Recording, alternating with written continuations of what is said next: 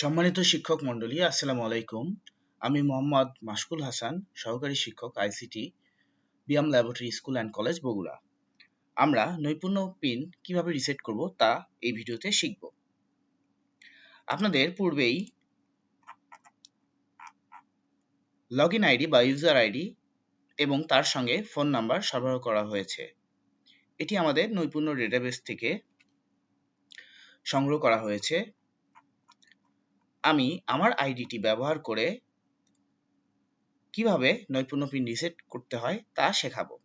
আপনারা আপনাদের login ID বা ইউজার আইডি ব্যবহার করে পিন রিসেট করতে পারবেন।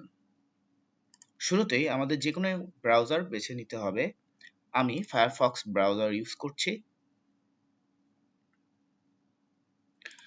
আমরা গুগলে লিখব নৈপুণ্য। এন্টার প্রেস করার সঙ্গে সঙ্গে আমাদের ওয়েবসাইট চলে এসেছে। খেয়াল রাখতে হবে বা অনেকে প্রশ্ন করেন আমরা কোন ওয়েবসাইটে গিয়ে কাজ করব বা মূল্যায়ন তথ্য প্রদান করব। খেয়াল করুন, প্রথম যে ওয়েবসাইট এসেছে এখানে লেখা রয়েছে মাস্টার নৈপুণ্য।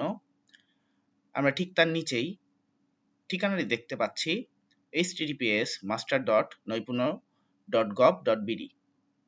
এইটি আমাদের বিষয় শিক্ষক বা শ্রেণী শিক্ষকদের জন্য নয়, এটি প্রতিষ্ঠান প্রধানের জন্য।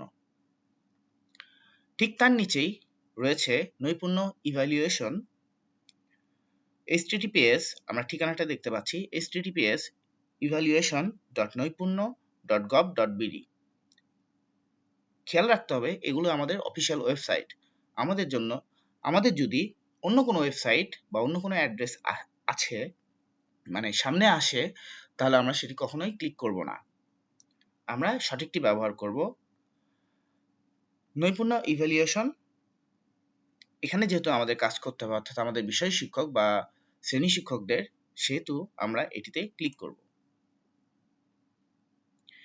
ক্লিক করার পর আমাদের হোম পেজ চলে আসবে। আমরা পিন রিসেট করব। সুতরাং খেয়াল করুন, ডান দিকের নিচের দিকে পিন ভুলে গেছেন ক্লিক করুন লেখা রয়েছে। এই লেখাটির ওপর আমরা কার্সর নিয়ে গিয়ে ক্লিক করব। ক্লিক করার পর এখানে বলেছে রিসেট পিন। আমরা হেডিং দেখতে পাচ্ছি, এরপর বলা আছে ইউজার আইডি প্রদান করুন।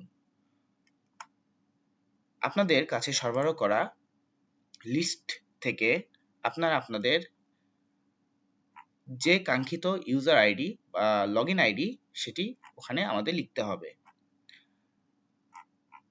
আমি আমারটা ব্যবহার করছি, সময় বাঁচানোর জন্য আমি কপি করছি। আপনারা অবশ্যই হাতে লিখবেন।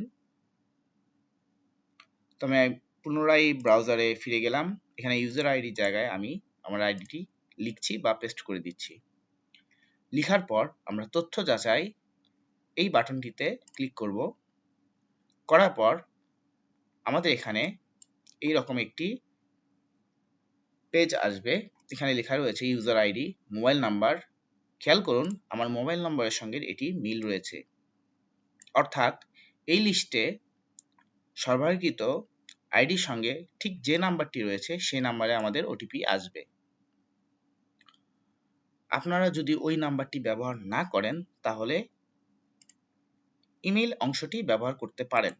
তবে খেয়াল রাখতে হবে ওই ইমেইলটিতে আপনার লগইন করা অবস্থায় রয়েছেন কিনা। আমি মোবাইল অপশনটি সিলেক্ট করলাম। এরপর আমরা এখানে ওটিপি পাঠান এটাতে ক্লিক করব এবং অপেক্ষা করব আমাদের মোবাইলে কখন ওটিপিটি আসে।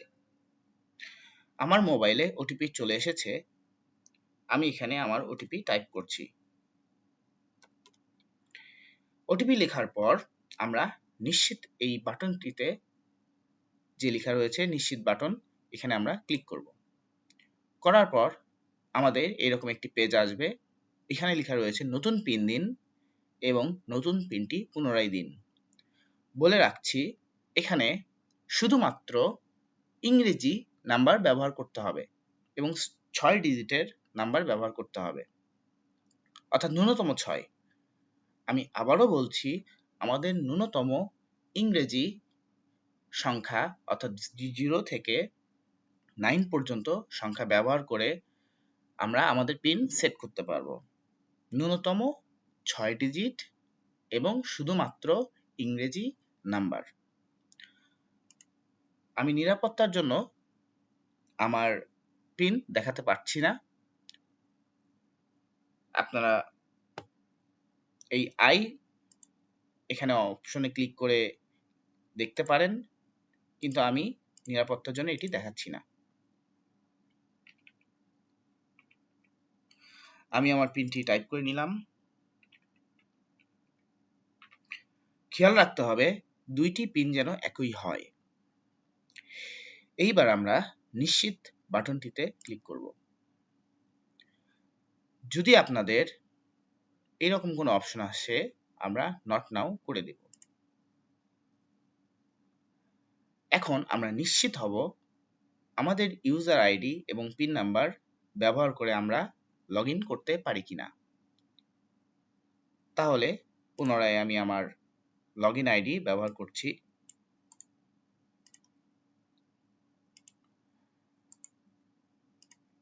এবং এইমাত্র যে পিন নাম্বার আমরা সেট করলাম সেটি আমি এখানে লিখছি।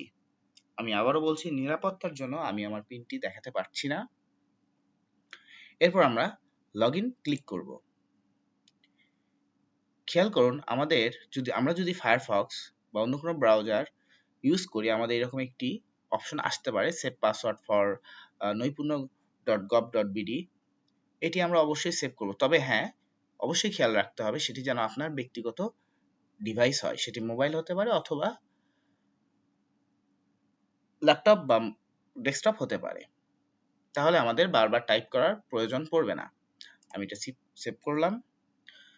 আমরা নৈপুণ্য অ্যাপের হোম পেজ চলে এসেছি। এখানে আমার তথ্য দেখাচ্ছে।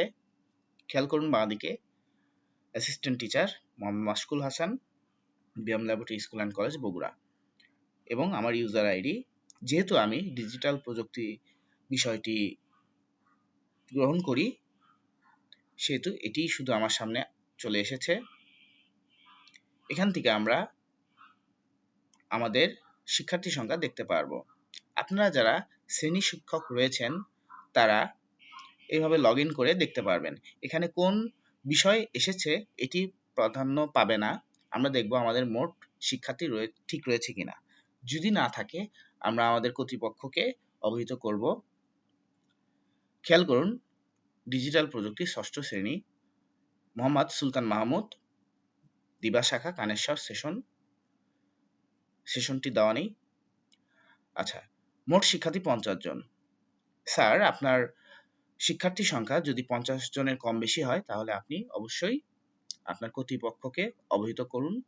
ঠিক একইভাবে জহিরুল ইসলাম তালেশ্বর শাখা, সৈয়দা ইয়াসমিন আক্তার চন্দ্রমল্লিকা শাখা, আপনাদের মোট শিক্ষার্থী সংখ্যা এখানে দেখাচ্ছে।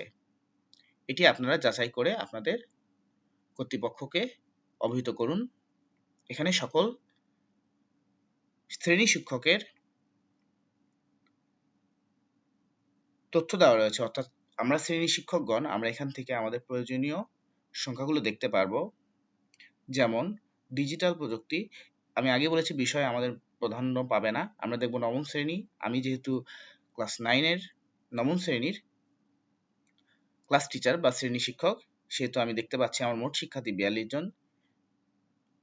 ঠিক একইভাবে আপনারা অন্যরাও আপনাদের এই সংখ্যাটি মিলিয়ে নিয়ে কর্তৃপক্ষকে অবহিত করুন। তাহলে আমরা পিন রিসেট করা শিখলাম, একই সঙ্গে লগইন করা শিখলাম, এবং আমরা আমাদের মোট তথ্য দেখতে পাচ্ছি, মোট শিক্ষার্থী তথ্য দেখতে পাচ্ছি। এটি অতি শীঘ্রই আমরা জানাবো। ধন্যবাদ সবাইকে।